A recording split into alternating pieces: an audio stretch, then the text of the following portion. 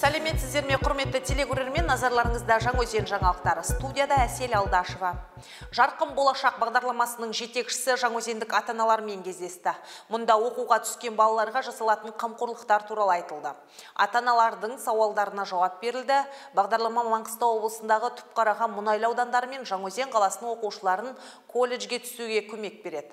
Осы мақсатта Қазмұнайгаз ұлттық компаниясы тарапынан оқу гранты бөлінген. Оқуға түскен балалардың жатақханасының қаражаты төленеді. Сонымен қатар жоғарылатылған шәкіртақы беріледі. Оқу барысында балаларға өмір сүруіне байланысты ақпараттық психологиялық көмек көрсетіліп отырады. Бала үшін ата-аналардың ағайын туыс іздеуінің қажеті жоқ. Олармен үйлестірушілер жұмыс жасайды.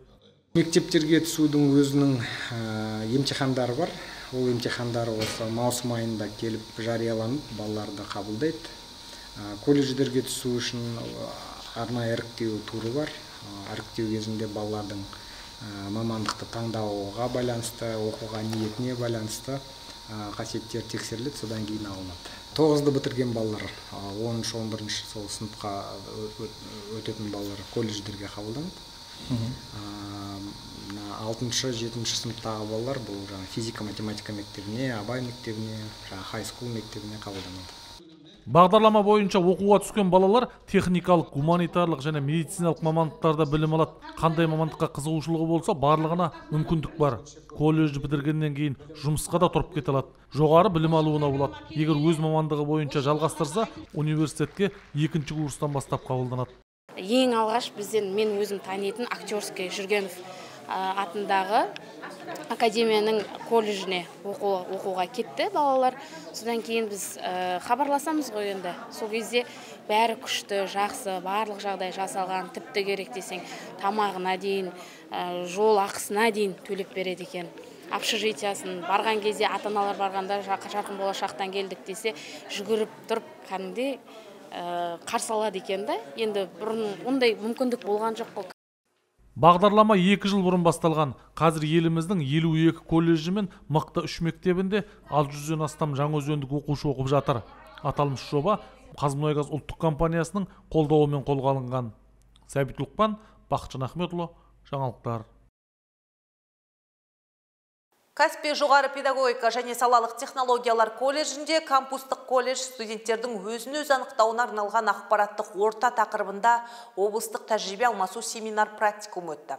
Іс-шараға Ақтау, Жаңаөзен, Жетібай, Бейнеу, Қызылсай, Теңге, Бостан, Құланды елді мекендерінен техникалық және кәсіптік орта білімнен кейінгі білім беру ұйымдарының жалпы және арнайы білім беретін пәндер оқытушылары, мектепке дейінгі ұйымдардың тәрбиешілері, жалпы және бастауыш білім беретін мектептерден барлығы 50-ге жоқ мұғалімдер мен тәрбиешілер қатысты.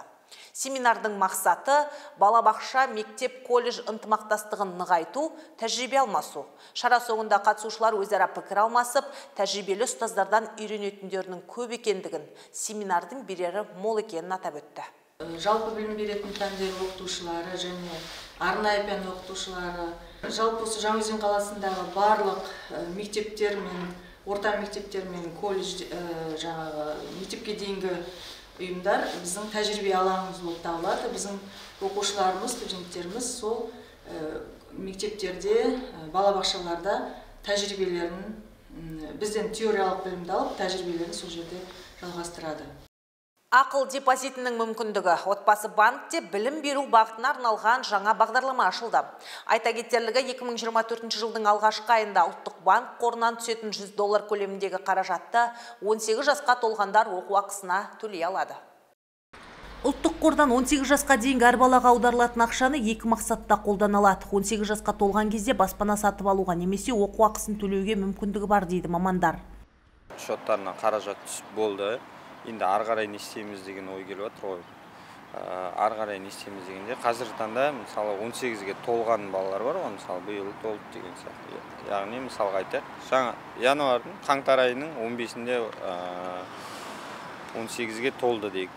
Ол азаматтарымыз уже НПФ отбасы KZ деген бұрын пенсионный сайты бар. Сол сайтқа кіріп, Нацфонд детям деген батырма бар, соның ішіне кіріп,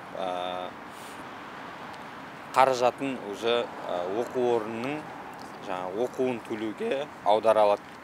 Отбасы банкте осы жылдың 5 қаңтарынан бастап ақыл депозит іске қосылды. Енді ата-аналар балаларының болашақта білім алуына арналған қаражатын осы депозитке жинақтай алады. Өсім жағынан банктың өзінен 12% өсіп отырады, үкімет тарапынан 5% қосылады. Премия государства деп айтамыз 5%. Так, ұлттық банктен $100 түседі үкімет тарапынан. Ол ұлттық банкке түсіп жатыр. Ол депозитке, біздің ақыл депозитіне қазір сала алмаймыз. Оны 18-ге толған азаматтар оқуына пайдалануға ақыл депозитіне салса болады. Аталған депозиттік бағдарлама туралы арнайы мәліметтер мен видеороликтер банктың әлеуметтік парақшаларына жүктелген. Қандай да бір сауалдарыңыз болса, банк бөлімшесінің мамандарына жүгіне аласыз. Әсел Алдашева, Баққали Зияддинов, жаңалықтар. Елімізде кәсіпкерлік саласына мемлекеттік тұрғыдан қолдау көп. Бүгінде қаламызда 13 мыңнан астам адам өз мүмкіндіктеріне қарай кәсіп ашып, ісін дөңгелетіп отыр. Солардың бірі жаңаөзендік Болат Туланов. Ол үйдің сыртын қаптайтын тақтайша жасап шығаруда. Жеке кәсіпкер жергілікті халықты сапалы құрылыс материалмен қамтамасыз етуде. Ол Жаңаөзен қаласындағы Атамекен палатасынан несие алып, ол өз ісін бастаған. 2018 жылдан бері осы кәсіп түрінің қыр-сырын меңгеріп, қазіргі таңда ауқымды өнім түрін өндіріп келеді. Пластмасс қалдықтарынан құрылыс материал жасаймыз. Мына жерде қазіргі бүгінгі таңда біздер полимер песчаный панель дейді. В общем, қазақшасы енді білмеймін, но үйдің сыртын қаптайтын тақтайша бізде қазақша да. Ол деген пластмасс қалдықтары болғанда, базардан, магазиннен шығатын, жеміс-жидектен шығатын жәшіктер, сосын канистралар. Қазіргі экологиялық жағдайға байланысты өте қолайлы және өте тиімді деп есептеймін. Екі бағытта пайдалы не етеді, өйткені біріншіден енді қоқыстанбау, экологиялық бағытта қарайтын болсақ. Сосын енді құрылыс материал. Үйдің сыртын қаптайтын тақтайшаның жасалуы құрылғылардың көмегімен жүзеге асады. Алдымен пластикалық қалдықтар үгітіліп, құммен араластырылады. Содан соң үлкен температурада ерітіліп, белгілі бір формаға құйылады екен. Құрылғылар күніне 30 шаршы метрден астам тақтайша шығарады. Ең бастысы бұл жерде еріту керек, үлкен температура керек. Бұл жерде 230-260 градус температурасымен. Жалпы өнімнің бәрі қоқыстан шығады бұл. Бұл жерде тек тоқтың шығыны ғана бар да.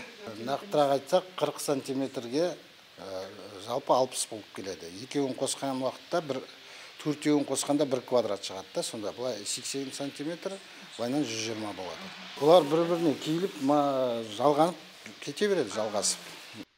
Қазіргі таңда жеке тұрғын үйдің тұрғындары тарапынан өнімге деген сұраныс жоғары екен. Айта кетейік, тақтайшаның ерекшелігі сапасында, яғни кез келген ауа райына төзімді дейді мамандар. Меруерт Мұхитқызы, Баққали Зияддинов, жаңалықтар. Бүгінгі жаңалықтардың реті осылай болды. Аман есен болыңыздар.